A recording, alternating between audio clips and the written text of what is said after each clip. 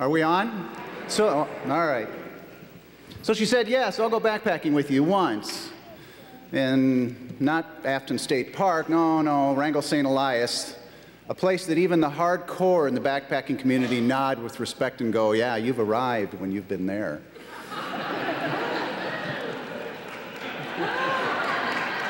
My wife, your pastor, it's go big or go home. So while preparing for a different backpacking trip about 15 years ago, when we were at a church in Plymouth, retired pastor, World War II vet, 40 years in the pastoring business, you couldn't do anything but respect this guy.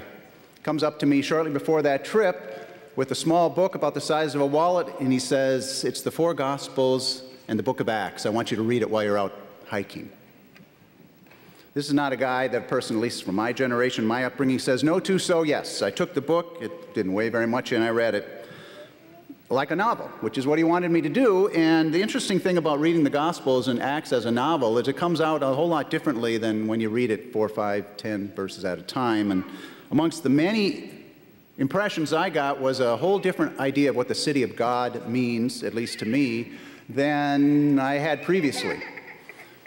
You know, it's not the place where you go at the conclusion of your life and hang out with other people whose lives have concluded. It's a place that is here, or can be. It's here. It's with the people that we are with now. It's a vision of what it can be like here if we are toward each other the best that we can be, if we are toward each other the way Jesus was towards his people.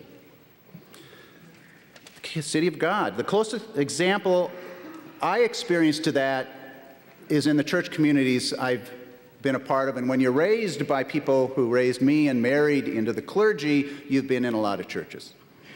And it's common, this whole sense of obligation and service and commitment to each other. It's common in churches, and it's way more powerful and unique than any other organizations I'm a part of. It's uniquely powerful, and it's a reason to support it. And I'll give you 2 examples.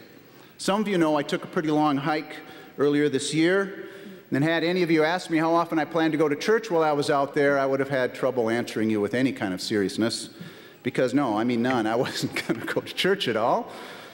And yet, let's see, which button do I need to push here? And yet,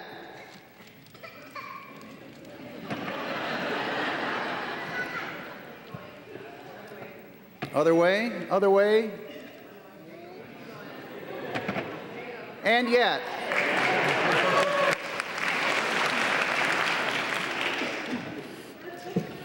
marry well, they'll help you at even your most desperate moments.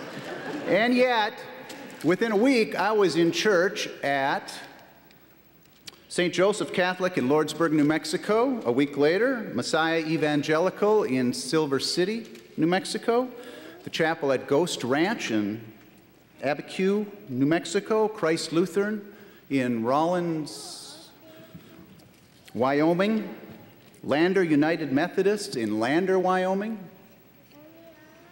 Lima Community and New Day Lutheran in Idaho Falls. I went to church every time I could. And I'll tell you why. First of all, I just needed help.